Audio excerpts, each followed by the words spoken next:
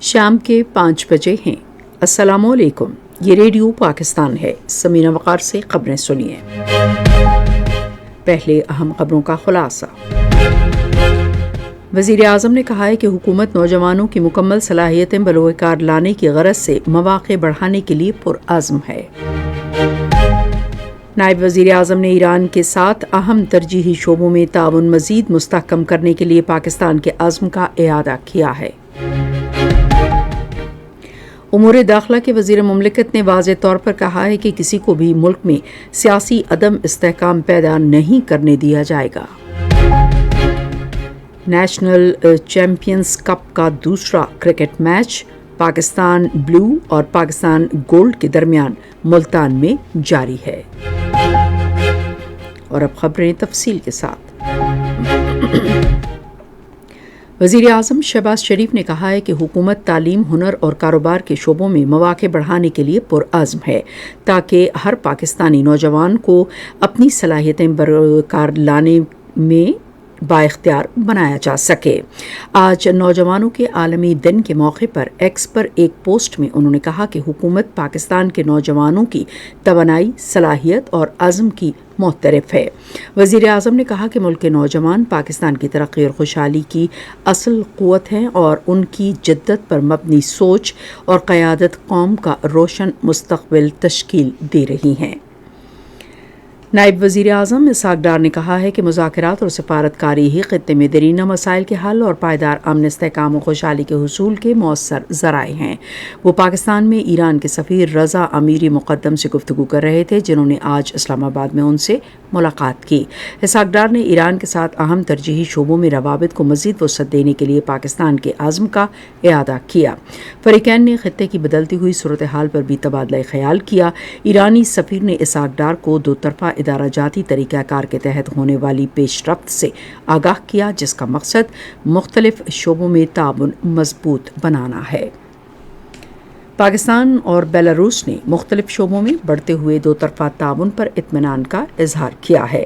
اس امر کا اظہار آج اسلام آباد میں قومی غذائی تحفظ و تحقیق کے وزیر رانا تنویر حسین اور بیلاروس کے زراعت و خوراک کے نائب وزیر یوکاشٹ الیگزینڈر کے درمیان ملاقات میں کیا گیا۔ ملاقات کے دوران فریقین نے زراعت، غذائی تحفظ، تجارت اور سرمایہ کاری کے شعبوں میں دو طرفہ تعاون مضبوط بنانے کے لیے نئے مواقع تلاش کرنے پر تبادلہ خیال کیا۔ اس موقع پر بات چیت کرتے ہوئے رانا تنویر حسین نے دو طرفہ تعاون کو ٹھوس تجارتی، تکنیکی اور ادارہ جاتی اشتراک عمل میں تبدیل کرنے کی اہمیت پر زور دیا۔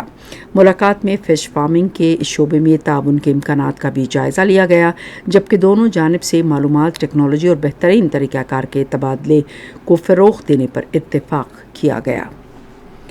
وزیر تجارت جام کمال خان نے کہا ہے کہ پاکستان اور بیلاروس کی مشترکہ وزارتی کمیشن نے دونوں ممالک کے درمیان تعاون بڑھانے کی غرض سے ترجیحات کی نشاندہی کے لیے اہم ادارے کے طور پر کام کیا ہے۔ انہوں نے آج اسلام آباد میں تجارت اور اقتصادی تعاون کے بارے میں پاکستان بیلاروس مشترکہ وزارتی کمیشن کے 9ویں اجلاس سے خطاب کرتے ہوئے کہا کہ مشترکہ تجارتی کمیشن دونوں ممالک کے درمیان دو طرفہ شراکت داری کا اہم ستون ہے۔ جام کمال نے کہا کہ جغرافیائی فاصلے کے باوجود پاکستان اور بیلاروس قابل اعتماد شراکت دار ہیں اور معاشی اور پائیدار ترقی کے مشترکہ مقصد کے لیے متحد ہیں۔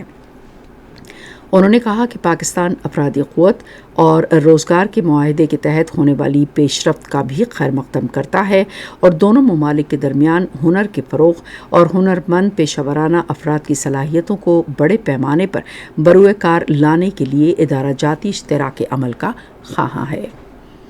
وزیر مملکت برائے داخلہ طلال چودھری نے واضح طور پر کہا ہے کہ کسی کو بھی ملک میں سیاسی عدم استحکام پیدا نہیں کرنے دیا جائے گا۔ آج اسلام آباد میں صحافیوں سے گفتگو کرتے ہوئے انہوں نے کہا کہ انتشار اور جلاؤ گھراؤ کی سیاست کی کوئی گنجائش نہیں ہے۔ وزیر مملکت نے راولپنڈی کے واقعے پر افسوس کا اظہار کیا، جس میں ایک سیاسی کارکن نے سیکورٹی فورسز پر حملہ کیا تھا۔ انہوں نے کہا کہ سیکورٹی فورسز نے حملہ آور کو اپنے دفاع میں ہلاک کیا۔ طلال چودھری نے کہا کہ پی ٹی آئی کو بارہا نفرت، انتشار اور جلاؤ گھراؤ کی سیاست سے گریز کرنے کی ہدایت کی گئی۔ انہوں نے افسوس ظاہر کیا کہ اس کے برعکس پارٹی نے اپنے کارکنوں میں منفی سیاست کو فروغ دیا اور راولپنڈی کا واقعہ उसी सोच का नतीजा है। उन्होंने कहा कि वाक़े की आज़ादाना और मुनसिफाना तहकीकात जारी हैं और वाज़ेह किया कि किसी भी इदारे पर हमले को आहनी हाथों से निपटा जाएगा। मुल्तान में पाकिस्तान ब्लू के खिलाफ नेशनल चैंपियंस कप के दूसरे क्रिकेट मैच में पाकिस्तान गोल्ड ने अब से थोड़ी देर पहले तक 25.2 ओवर्स में 125 रन बनाए और उसके 2 खिलाड़ी आउट हुए। इससे पहले पाकिस्तान गोल्ड ने टॉस जीतकर बैटिंग का फैसला किया। इसी के साथ खबरें ख़त्म हुई। मज़ीद खबरों और तज्ज़ियों के लिए आइए हमारी वेबसाइट पर और facebook.com/रेडियो पाकिस्तान न्यूज़ ऑफिशियल पर बुलेटिन्स की बराह रास्त वीडियो स्ट्रीमिंग भी मुलाहिज़ा कीजिए।